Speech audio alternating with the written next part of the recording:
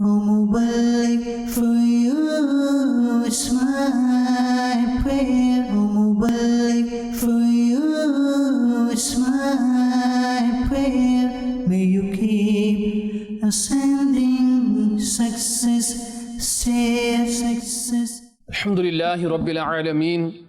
Wassalatu wassalamu ala Sayyidil Anbiya wal Mursaleen, amma ba'd. فأعوذ بالله من الشيطان الرجيم بسم الله الرحمن الرحيم الصلاة والسلام عليك يا رسول الله وعلى آلك وأصحابك يا حبيب الله وعلى آلك وأصحابك يا حبيب الله الصلاة والسلام عليك يا نبي الله الصلاة والسلام عليك يا نبي الله وعلى آلك وأصحابك يا نور الله وعلى آلك وأصحابك يا نور الله. My dear Islam brothers and viewers of Madani Channel, a very beautiful hadith of the Prophet sallallahu ta'ala alaihi wasallam quoted in Al-Qawlul Badi', in which the beloved Prophet sallallahu ta'ala alaihi wasallam has said, there is purification and washing of everything, and the purification of the believers' hearts from rust is sending durood salawat upon me. Sallu ala al-Habib sallallahu ta'ala ala Muhammad wa ala alihi wa sahbihi wa barik wa sallim. If you're watching this program, please try to listen to it attentively, carefully. Try not to move out of the room. Try not to flick the channels. Inshallah Azza wa Jal, this bayan we're going to listen to, let's make it a bayan, and let's make it a speech that will change me. A speech that will not only change my inner self, but inshallah Azza wa Jal, my actions will change as well. And I make the intention that I'm going to do this speech, this bayan, for the pleasure of Allah Azza wa Jal, and for myself, so that I can change myself as well. And with the intention of neki ki dawat, inviting people towards righteousness, I also make the intention, and we can also make the intention, as the Prophet sallallahu alaihi wasallam said, "Ballighu anni walau ayah," pass on from me, even though it's an ayat. And even though if it's a small thing, whatever we learn here, make it your habit to send this to other people as well, and try to make other people act upon the beautiful religion of Islam, and to act upon the beautiful Sunnah of the Prophet sallallahu alaihi wasallam. There's a very beautiful story in Uyunul Hikayat, page number 404. I want you to listen to this story. You know, not only that it's just a story, but I want you to listen to this story, that this is talking about myself. It says that a king of Basra, he once left his kingship and adopted an ascetic and pious life. However, he started to become inclined to leadership again, and made a firm intention to live the rest of his life in comfort and luxury. He had a grand palace built, in which he had laid so many beautiful carpets and adorned it with every type of furniture. And he specified one room just for his guests. He had the most luxurious beds and all types of foods placed in that room. The king would invite people, and after witnessing the grandeur of the palace and the lofty rank of the king, they would pay their compliments. This continued for a long period of time. The king had become lost in the wonders of the world, and every kind of instrument of music and entertainment were present in his grand palace. He was always absorbed in the pleasures of this world. These works afflicted him with the destructive internal disease of having long hopes.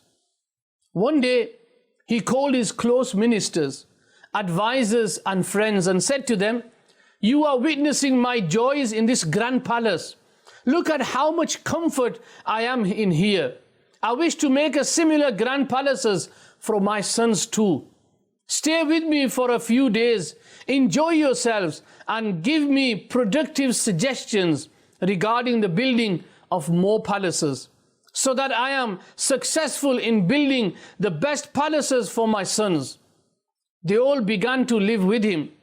One night, whilst they were all busy in amusement and entertainment, a voice from the unseen was heard from a corner of the palace, which said, "O those who have forgotten their death and are busy in constructing buildings, leave long hopes, for death has been destined for you already. Regardless if a person laughs himself or makes others laugh, death has already been destined for him, and it is ready and waiting for the one who has very long hopes. Do not make these things of buildings in which you will not live, and instead busy yourself with the worship so that your sins are forgiven. The king and his companions, they became frightened. And after hearing this voice from the unseen, the king said to his friends, Did you hear this unseen voice that I heard? They all said that, yes, we also heard the voice as well. And the king said, are you also feeling the same thing that I am feeling? They said, what are you feeling? And the king said, I am feeling a burden upon my heart, and I feel that this is the announcement of my death. The people said, this is not the case at all. May your life be increased and your honor be elevated. Do not worry about this. The voice from the unseen put an end to the long hopes of the king. His plans of amusement and entertainment had become unimportant in his eyes. He was overcome with the fear of the hereafter. In the flame of his desires was extinguished, and making a firm intention to leave his sins, he made the following plea, following dua in the court of Allah Azza wa Jal. Ya Allah Azza wa Jal, I make you and your servants who are present here witnesses that, oh Allah, I turn to you. I am ashamed of all my sins and crimes, and I repent. Oh Allah, my Creator, if you will to keep me alive in this world for some time, then allow me to always walk the path of obedience. And if you will to grant me death, then call me towards yourself. Then have mercy upon me and forgive my sins out of your generosity. The king remained engaged in his pleas, and his sorrows increased. And then he began to repeat the following words, by Allah, death, by Allah, death. And thus these words were upon his tongue when his soul was departed. My dear Islamic brothers and viewers of Madani Channel, the first and the greatest obstacle to our reflection is long hopes, long desires that I'm going to live in this world for a long time. Nothing's going to happen to me. I've got this work to do. I've got that work to do. I've got this business to set up. I've got this qualification to do. I've got this degree to finish. I've got this to do. All these long hopes that we have in our lives. These long hopes, they open the desires, or the doors of desires. They become the cause of a person being afflicted with many difficulties in the world and the hereafter. They trap a person in the pleasures of this world. They make a person heedless of the terrors of the grave. They make a person audacious in committing sin. They become an obstacle in rectification, and they make a person regretful of preparing for death. A person becomes negligent. When you have long hopes, you think about, forget it, I've got this thing to do, I've got this to do. So therefore, a person is always thinking about, what he's going to do tomorrow, what he's going to do the week after, what he needs to do the next year. But then what really happens is that every single day that is passing by, we are getting closer and closer to our death. Allah Azza wa Jal has mentioned in Surah Al-Hijr, verse number 3, para number 14, ذَرْهُمْ يَأْكُلُوا وَيَتَمَتَّعُوا وَيُلْهِهِمُ الْأَمَلُ فَسَوْفَ يَعْلَمُونَ. Translation from Kanzul Iman. Leave them to eat and enjoy, and the hope to live along and enjoy their life leads them to amusement, so they will soon come to know. Mufti Sayyid Muhammad Na'imuddin Murad Abadi Rahmatullahi Ta'ala alayhi, he says under this verse, the commentary of the Quran, there is a warning in this verse that to be trapped in long hopes and to be drowned in the pleasure of this world is not befitting for a person of faith. Sayyiduna Aliul Murtada Karamallahu Ta'ala Wajhahul Kareem said, long hopes make one forget the hereafter, and following desires deters one from the truth. What are long hopes? We ask a question, what are long hopes? What does he mean by long hopes? Long hopes means to waste the precious moments of one's life by having long hopes in attaining those things which are extremely difficult to attain. Sometimes people, as we can call it in street language, daydreaming. You'll be sat and you see this beautiful house and you sit down in your car and you start to daydream. I wish I had a house like that. You see a car driving past you, you turn your head and you think, I wish I had a car like that. You see someone in a beautiful house, in a good car, in a good job, and you think to yourself, he's enjoying his life. He's got everything what he wants. And then a person starts to daydream. You start to shift your focus from the duties that Allah Ta'ala has given you. And our focus, it shifts to now what we want is, I want a car like that. I want a house like that. I want a job like that. Now what will happen if someone is driving a big fancy car, he lives in a big mansion, and your earning is nowhere compared to that person's earning, then what will happen is all your life you're going to push yourself to work hard and hard, because now your goal is not the pleasure of Allah. Now your goal is that car. Your goal is not the paradise. Your goal is that big mansion that you've seen in this world. So what happens is the shaitan, he shifts that focus from the hereafter. And today we see that as well. That today, people have this mindset. People are sadly in these, short being heedless of their death. People have forgotten their death. We forgot that one day we are going to pass by. One day we are going to leave this world. This is why the Prophet ﷺ has mentioned, and this hadith has been quoted in Mishkatul Masabih, volume number 2, the Prophet ﷺ, he says, أَوَّلُ فَسَادِهَا الْبُخْلُ وَالْأَمَلِ, meaning the first tribulation of this ummah is stinginess and long hopes. And commenting on this hadith, Hakimul Ummat, Mufti Ahmad Yar Khan Naimi Rahmatullahi Ta'ala, he states that the first sin of the Muslims, which is the root of other sins, is two things. Number one, stinginess, which is the root of bloodshed and corruption. And number two, long hopes, which is the root of heedlessness and sins. Even in old age, a person thinks that he still has a long life and that he will perform virtuous deeds in the future. Thus, they have this mindset, and then death arrives on their doorstep. How many people have you seen? Forget the young ones, we see old people as well. They'll be in their late 60s, late 70s, late 80s, but they'll still be working hard. Why? Because they think that they've got plenty of life left.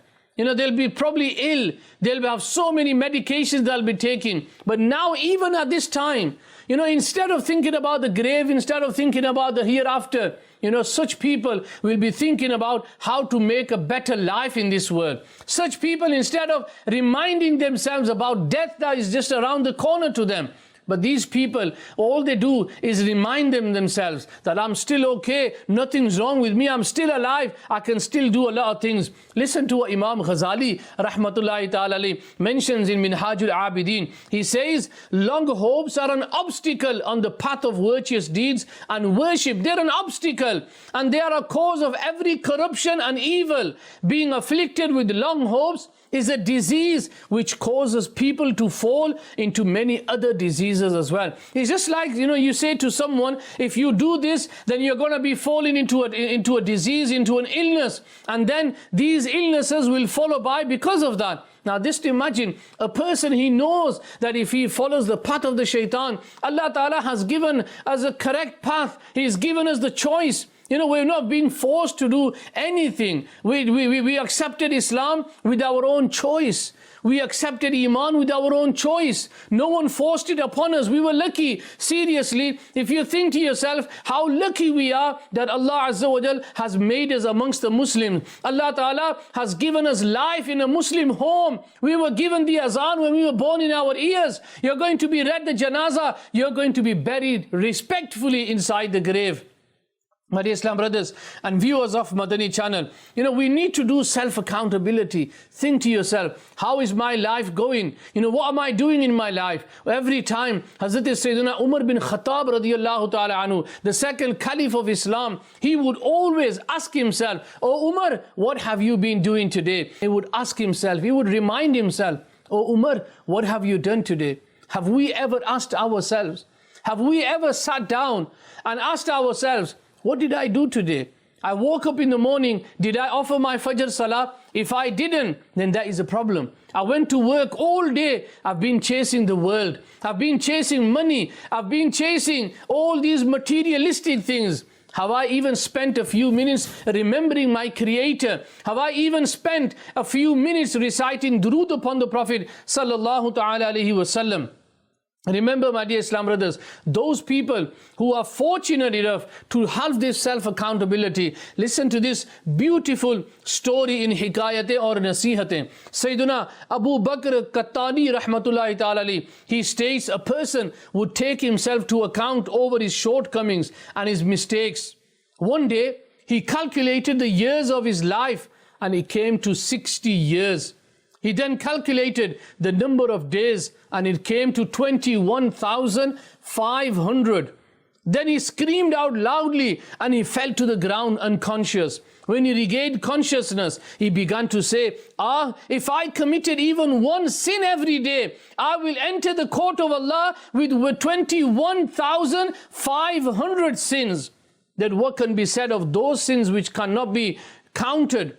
I have enjoyed the world and ruined my hereafter, and I continue to disobey my Rabb Azza wa Jal. I do not desire to go from bliss towards loss in the world. So how will I give accountability on the day of judgment without any rewards or deeds? And how will I face punishment? The man then screamed out loudly and he fell to the floor. When he was moved, it became known that his soul had departed from his body.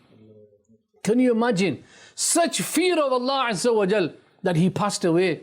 Today, we wake up in the morning. Seriously, let's look at our lives today. We wake up in the morning, we have our breakfast, we get ready, we go to work, we go to school, we go to college, we go to university. All day long, we're chasing the world. All day long, we're chasing the world. All day long, we've forgotten Allah Azza wa Jal. When He comes for Zuhr Salah, we're too busy at work. When He comes to Asr Salah, I'm too tired, I need to take a short break. When He comes to Maghrib Salah, I need to go back home. When it's time for Isha Salah, I'm fast asleep in my bed. And this is our daily routine for 5 days, 6 days. On a Sunday, I've got a day off. Therefore, I'm going to sleep in, as they say. All day long, we'll be sat at home or we'll be taking our families to the park. So 6 days, we are chasing the dunya. We have forgotten our Creator. On the 7th day, if we do get a day off, we'll be sat at home. And even at that time, we are planning for the next week at work. But my dear Islam brothers, while we plan, Allah Ta'ala has always have a plan for us.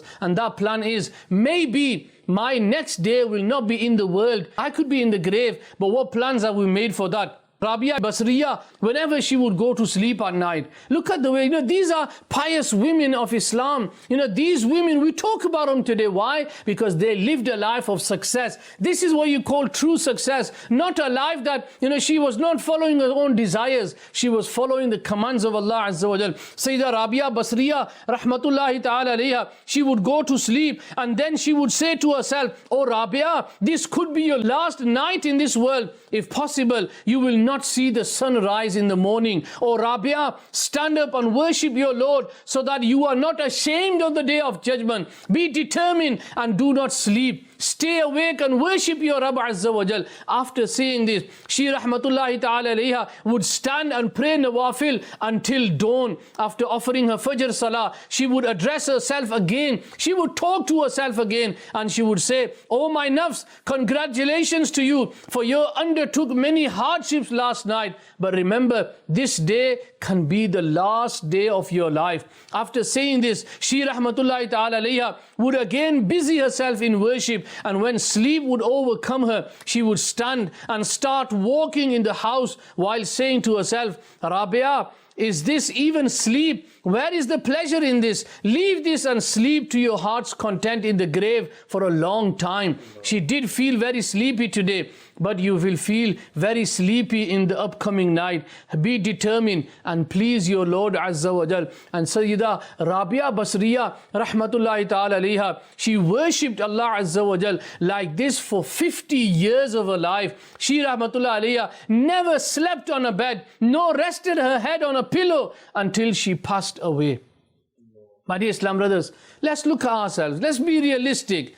As they say, don't brush things under the carpets. Let's think to yourself, what is our accountability? I've just mentioned about our days. What about our nights? We can't get to sleep. I've heard people with my own ears, can't get to sleep. Watching this film. It was so interesting. I couldn't get to sleep. So I watched the whole film and then I went to sleep. Ma'azallah.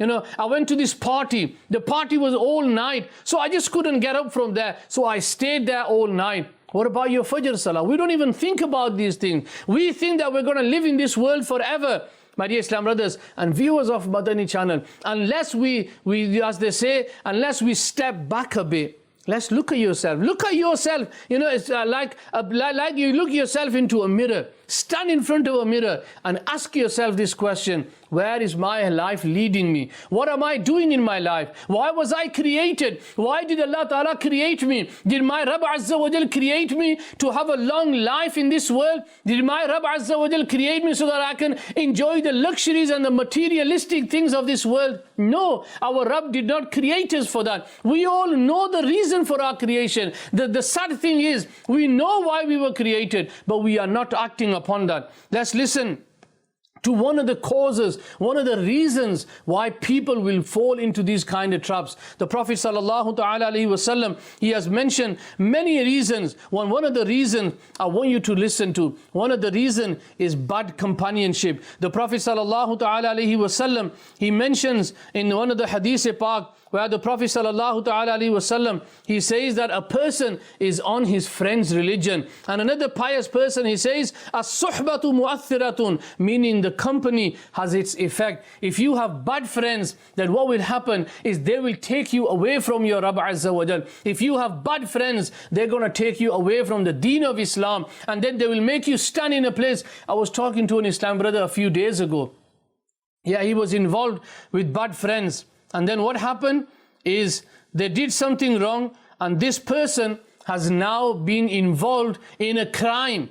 He's been involved in a stabbing where the person is fighting for his life in hospital, and he has been locked up in jail with all his friends. Now he'll be there start crying. I didn't do anything. I didn't stab him. Why were you there for? Why were you there for? Now what's the point crying? And then what will happen is sadly the family will go through, as they say, they will go through hell because of your mistakes.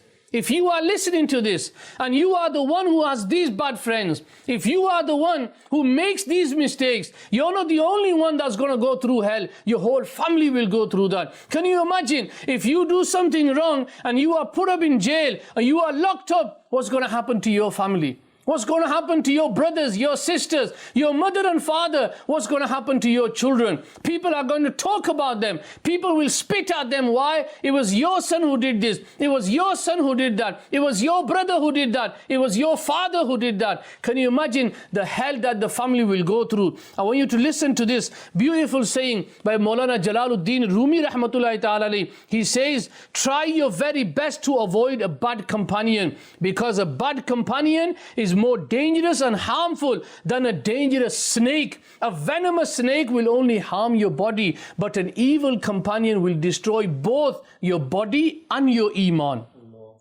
How regretful it is that nowadays we flee from deadly and terrifying poisonous animals.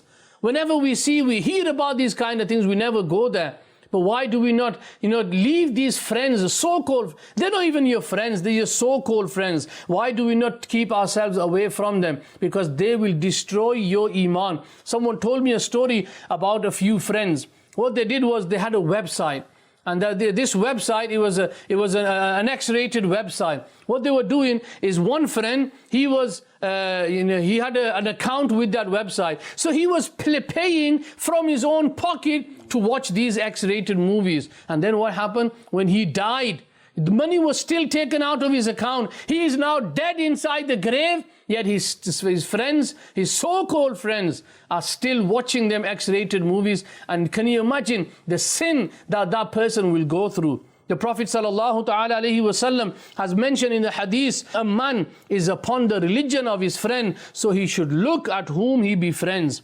My dear Islam brothers and viewers of Madani Channel, Amir Ahl Sunnat, Amir Maulana Muhammad Ilyas Attar Qadri, Damat Barakatuhumul Aliyah, has placed the foundation of Dawat Islami in giving special attention to rectification. For himself, he has traveled in the Madani Qafilas to highlight the importance and the need for calling towards righteousness. You know, Amir Ahl Sunnat, all his life has been working really, really hard to try to build an environment where people can come and save their lives. Alhamdulillah Azza wa Jal, the environment of Dawat Islami is in front of us today. The environment of Dawat Islami is calling out to you that come, don't waste your life. Don't waste your life and follow the shaitan. Come towards the deen. And seriously, my dear Islam brothers, just imagine, just close your eyes and for a short while, just think to yourself, when that time of death comes to you, yeah, I've seen that. Don't be thinking that it's all right, I'm still young, I'm still healthy, nothing wrong with me. I can pump a few irons when I go to the gym. Nothing happens to me, I'm really fit and healthy. I have seen many fit and healthy people die. You have seen many fit and people healthy die. You have seen so many people in earthquakes, in volcanoes, so many things happen. People are dying left, right and center. People are dying in front of us. We are the ones who are sending these messages across. So and so has passed away. So and so has died. And you know what? Sometimes people say, no, how come? He was there with us yesterday. He was with me yesterday. No, that's not true. Find out again. And then when you hear you realize the sad story that yes, that he has passed away. Just put yourself into the shoes, my dear Islam brothers. If because of these bad companions, bad friends, and because of these long desires of living a long life in this world, you're going to live for how many years? Live for 100 years, 200 years. Are you not going to die then? You are still going to die. But just think to yourself, on one hand, you have the choice. Again, it's a choice that you are going to make. It's a choice that I need to make. Which choice? The choice is two options. You have the path of Rahman, and you have the path of the shaitan. The shaitanic path, Allah Azza wa Jal has mentioned in the Quran. No doubt the shaitan is your open enemy. We can't say to Allah on the day of judgment, Ya Allah Azza wa Jal, it was the shaitan who made me do that. The shaitan will turn around and say, I only whispered in your heart, I only gave you this advice. I never told you to act upon that. Who are you going to blame? Just imagine the life we are living right now, every one of us. I myself, us all in the studio, you guys who are watching at home, just close your eyes and think to yourself, that day when it comes. You know, we went on a janazah the other day, a 46-year-old young Islamic brother who passed away, 46-year-old. You know, can you imagine what hopes he had in his heart that my children are going to get married, I'm going to be making my business successful, I'm going to live in this world for so many years. But he did not realize that his time was up. His time was up. 46 years old. He wasn't old. You don't call someone who's 46-year-old an old person. Yet he passed away. 19-year-old, we offered his janazah. A 26-year-old, we offered his janazah. And you know, the odd thing was that on their death certificate, it was written, death unknown. We don't know how they died. We are going to be in that same state as well. Think to yourself, life is very short. The way we are living our lives today, everyone's worried. Har banda dar raha hai. Everyone's scared what's going to happen. But the thing is, my dear Islam brothers, we are not scared of that death that can approach you. You don't have to have coronavirus to die. You don't have to have a heart attack to die. You don't have to have a cancer to die. You don't have to have anything to die. When your time is up, you are gone. But when the time is there, my dear Islam brothers, we are not going to be given 1 second here, 1 second there. When your time is up, your time is up. What have you done? What is your legacy? What have you left behind? What are you going to be showing to Allah Azza wa Jal that, Ya Allah, this is my whole life, this is what I have done? What are you going to show to Allah? Hamare paas hai kya? What is your book of deeds? You know what you've done in your life. Is there anything in this book of deeds that you can say that I have done this good thing? There was a group of robbers and they robbed a house. And when the owners, they found out, they started chasing these robbers. And these robbers, they were running and they went into a masjid. And they stood up for salah and they started acting as if they were offering their salah. people, they came inside the masjid and they saw a group of people offering their salah, and they left the masjid saying to themselves that the robbers they've got away. And these robbers, the leader they came to, when they all came together, the leader said that today Allah Azza wa Jal has saved us from humility. If we had got caught, we would have been humiliated, we would have been punished. But yet Allah Azza wa Jal had mercy upon us. Allah Ta'ala had mercy upon us, and we were in this ibadat. We were not worshipping Allah Ta'ala, we were just acting. Just imagine if we worship Him from the bottom of our heart, what Allah Ta'ala will do to us. My dear Islam brothers, remember, if we are alive today, we're going to be dead tomorrow. We are sending text messages. I get a text message. We all get a text message. Janazah of so and so people. But have we ever prepared ourselves that I'm getting a text message for this person? Tomorrow there'll be a text message circulating in my own town. So and so has passed away. And that so and so is going to be me. I have passed away. Can you imagine, at that time, I want you to close your eyes and think to yourself that time will come one day. No matter what happens, that time will come when you are in hospital or even at home. Even now, there's so many people who passed away. There was an incident where a young boy, his body was found in a house after 2 weeks, when neighbors, they could smell. And when the police, they broke the door, they went inside and they saw this body of a young man. Half of his body was already decayed. There were insects crawling on his body. And when they found out the reason, the cause of his death, that this young man was a gambler. And he gambled and he won a lot of money. And those people that he was gambling with, they lost their money. So they came and they followed him and they came to his house. He was living alone. He left his family. He left his parents. He was living alone. And what happened is they came and they tied him and they were giving him electric shocks to his body. And he died in that state. They left his body and they ran away.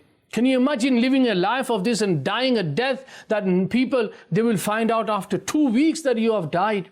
Just imagine on that deathbed when you are sleeping. The whole video of your life will be going through your mind. What have I done? I wasted my life. And then what will happen? The doctors, they will try your best.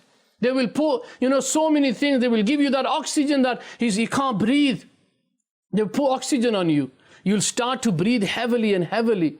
Doctors will be running about trying to help you, where even your family members cannot be near you. Can you imagine when you're at that time? You look around and you see no one around you. Where's my mom? Where's my dad? Where's my brothers? Where's my sisters? You call out to them, no one's going to be there. If they are there with you, they won't be able to do anything. They'll be there. I went to a young Islamic brother who was in his last moments of his life. And seriously, my dear Islam brothers, when we were stood there, we were seeing the screen, the monitor was going up and down. The doctors were getting, they were running about, to put this high, do this, do that. And you know what was happening? His mother was outside the door of the room, and she was crying. She didn't even know where she was. The sisters are there crying. The brother, the father, his friends, everyone was crying. But no one could do anything. And then the worst thing happened. The doctors came out and they said, I'm sorry, we cannot do anything. If he comes round, he will come round, or else there's nothing that we can do. Put yourself in that state. In that last moments of your life when the doctors come to you and they say, we can't do anything to him. And all them long hopes that we had in our lives. I'm going to go to university. I'm going to do this. I'm going to do that. Everything is going to be put to a hold. And then the doctors, they say to your parents, we are sorry, we couldn't help him, he's passed away. Just imagine what will go through the hearts of your family. But now you're on a journey of the hereafter. This dunya, whatever you've done in this dunya, nothing will help you. You were a millionaire, nothing will help you. Now is only your amal. And Imam Ghazali rahmatullahi ta'ala alayhi, he mentions in his book that when a person is buried inside the grave, and at that time, the person, he calls out, where's my wealth? Where's my family gone? Where's all my money gone? Why am I here alone? Where's everyone? Where's my friends? but no one will be there to help him, to rescue him. It'll be only you and your amal. Now it's time that we really thought to ourselves. Today we're missing our namaz deliberately. We think that we're tired, I can't go to the masjid. But my dear Islam brothers, that time will come when we'll be helpless. Everyone will be helpless. Think about that time. Just don't worry. Just don't think too much about this dunya. Think about the hereafter. And if we cannot be successful in this world, remember the hereafter. There will be nothing there. رَبَّنَا آتِنَا فِي الدُّنْيَا وَمَا لَهُ فِي الْآخِرَةِ مِنْ خَلَاقٍ. We desire everything in this world. I want a good house. Have we ever thought about our hereafter? If we haven't, Dawat Islami gives you the opportunity. Please, think to yourself. Ask yourself these questions. When I die, will I be able to answer Allah Ta'ala on the Day of Judgment? Or will I just cry in the court of Allah and say, Ya Allah, please send me back to the world again. I promise you I will do good things. I promise you I will become a good pious Muslim. But no one will be listening to us.